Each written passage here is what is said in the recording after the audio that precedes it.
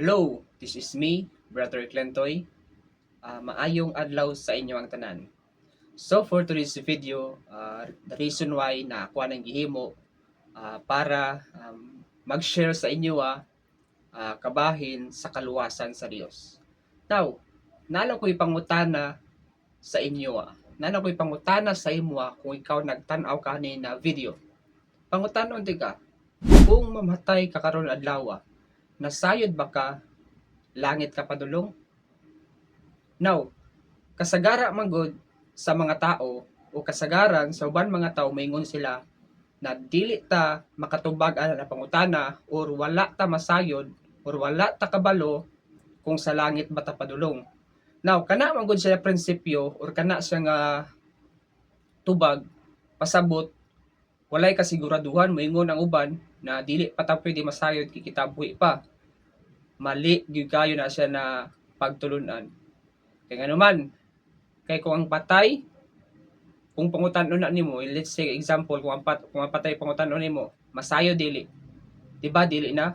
So dapat kita nga tao masayod ta. Apan sultihan ko ikaw mga igala igsuon.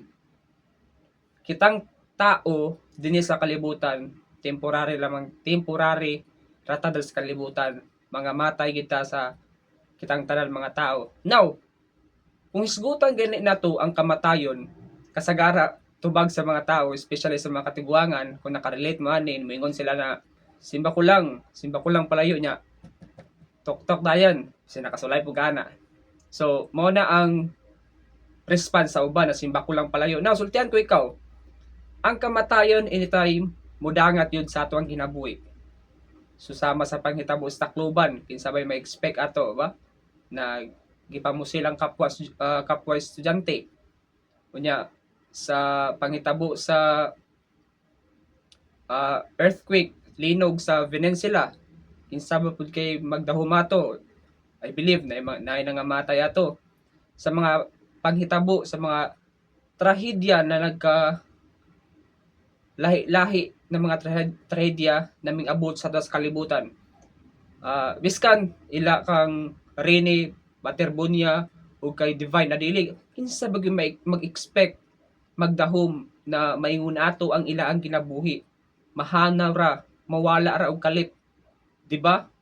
So inguna na ba example ana mo na akong makuha na example. So anytime sa ato ang kinabuhi ang kamatayon mudangat yun. Apan kung ikaw wala masayod kining video para gid ni sa imo. Now unas tanan abrehi ang imong hunahuna ug imuang kasing-kasing. Ayaw sa ako idiretso kaning mohatag ka sa ako critics. Now, ingon ang pulong sa Ginoo, believe it me or not, ingon ang pulong sa Ginoo according to 2 Corinthians chapter 6 and verse number 2, the Bible says, "For he saith, I have heard thee in a time accepted, and in the day of salvation have I succored thee. Behold, now is the accepted time. Behold, now is the day of salvation." So, pwede dita masayod sa kaluwasan na gihatag sa tua ni Ginoong Hesus Kristo. Now, aduna ko'y 5 ka punto di anhi aron masabtan nato ang kaluwasan. Now, unas tanan kita tanan tao sa kalibutan, temporaryo lang ta. Mamatay ta, ato ang flesh, ilubong, pila ka tuig, madugta.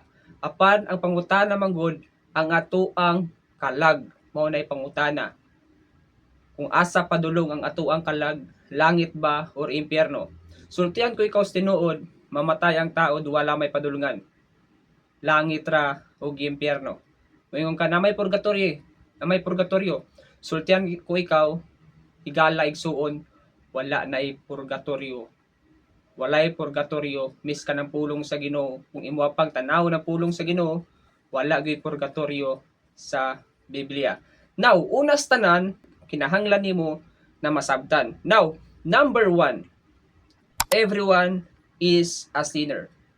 Kitang tanan tao sa kalibutan makasala, walay exempted biskan ako na wali nagatudlo sa pulong sa Ginoo, ako usa lamang makasasala. Everyone is a sinner. Asa man ato na makitaan sa Romans chapter 3 verse number 23, the Bible says, "For all have sinned and come short of the glory of God." Kay ang tanan nakasala ug nakabsan sa himaya sa Dios. Kay ngano man ang tao dili makapanunod sa gingharian sa Dios kay tungod sa atoang sala. Now, atong hinumduman, everyone has sinned, so they cannot go to heaven.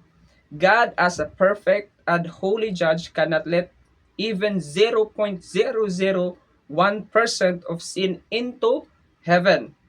God must judge every bad thing said, done, and thought in this life.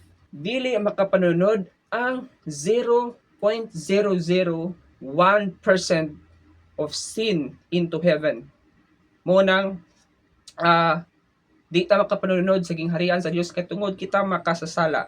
Now, ingon sa pulong sa Ginoo according to 1 John chapter 3 verse number 4, "For sin is the transgression of the law." Kinahanglan nato na masayran na kita mismo makasasala dili makapanunod sa gingharian sa Dios. Mutuo ka sa dili maunay giingon sa pulong sa Dios. Now, ikadua, the punishment of sin is burning hell. Kay ang silot sa sala mao ang impyerno. Now, sultihan ko ikaw, believe it me or not, adunay daghan tao sa kalibutan nga dili mo tuo og impyerno. Kay tungod ang impyerno na kuno is dili na kuno natin all. But anyway, dili ta magdebate ana ang ato ang i-share ang pulong sa Ginoo. It's up to you, muto ka sa hell, muto ka sa impyerno, or dili. But I believe muto ko og impyerno. Now, the punishment of sin is burning hell. The Bible says in Revelation chapter 21 verse number 8, it says, "But the fearful and unbelieving and the abominable and murderers and whoremongers and sorcerers and idolaters and all liars shall have their part in the lake which burneth with fire and brimstone, which is the second death." Now, because they've sinned, the punishment is a burning hell.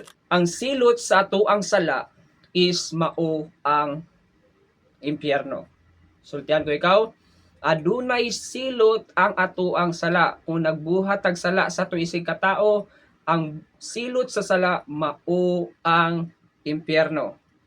Now, sumala pa sa giingon sa pulong sa Ginoo na apan ang mga mahadlokon ug mga dili matinuhoon ug ang mga dulumtanan ug ang mumuno ug mga bigaon ug mga diwatanhan ug mga magsimba og Dios ug tanan nga mga bakakon makaangkon sa ilang bahin diha sa linaw nga nagadilaab sa kalayo ug asopre nga mao ang ikaduha nga kamatayon. Sultihan ko ikaw, ang ato ang lawas mamatay madugta apan ang ato ang kalag kung wala nakaangkon sa kaluwasan ng Ginoong Kristo 100% impyerno gyud na padulong. Apan